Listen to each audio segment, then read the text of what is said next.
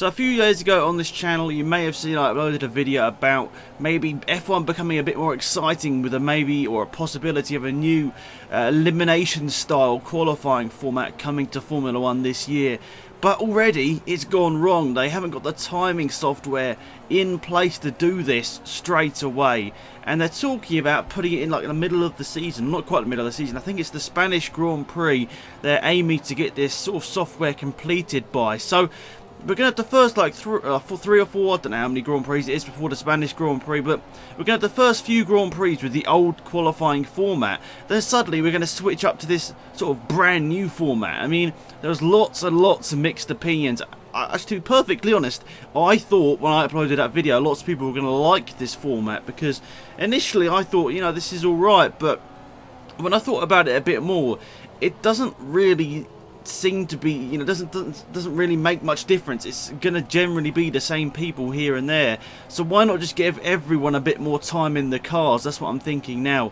So I'm actually starting to think this is a step backwards for qualifying, even though, you know, reading your guys' comments was actually really helpful. You got some really insightful views on this, on all of the F1 news that I put out on this channel. So yeah, that's actually swayed my opinion back the other way, and I think it's probably best we stay with the current format. But this whole thing changing up in the middle of the season it's just a bad idea, in my opinion. Like, why do we need to like suddenly switch in the middle of the season? I mean, if we get to the Spanish Grand Prix, imagine this: we get to the Spanish Grand Prix, it's really close at the top of the championship between like 2 or 3 different teams, and then this new qualifying format comes in.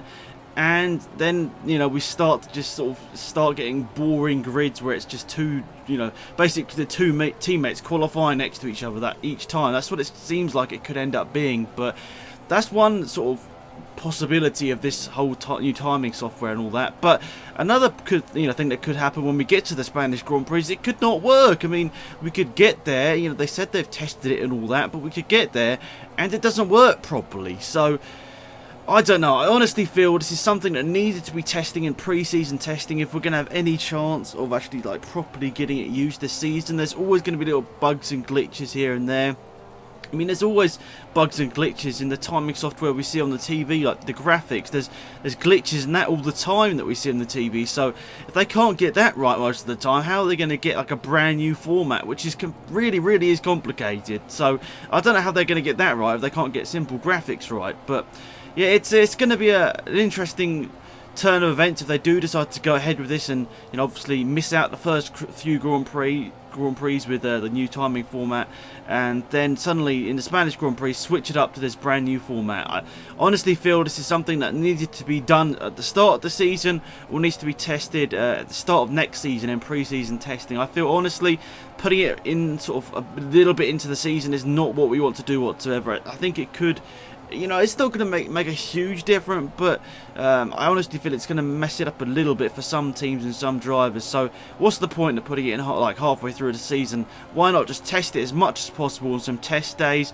I mean, look, they're not going to have a proper test of this until we get to the Spanish Grand Prix. If it's that last minute sort of thinking for them, it's going to be bad, in my opinion. If it all goes the way I'm thinking in my head that it's going to go, it's not going to end up well for the whole of Formula 1. As well, for the sort of casual Formula 1 fan, this is just a completely crazy, radical approach to qualifying. It doesn't need to be that complicated for us to watch Formula 1. We want to just sit down, watch Formula 1. We understand what's happening really easily.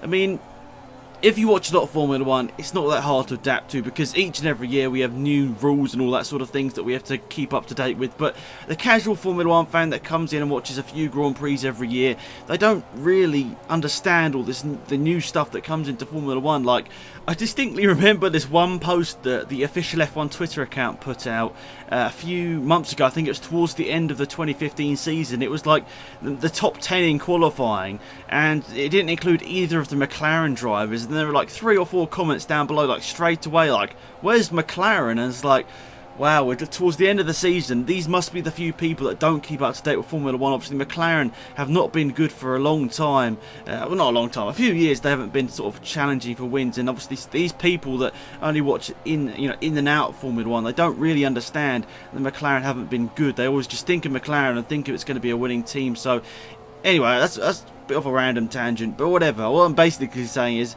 F1 doesn't need to be complicated. We just want to make it enjoyable, and at the moment it probably isn't actually going to make it enjoyable, just a bit more confusing. Anyway, leave your opinions down below. It's been Alex. Bye.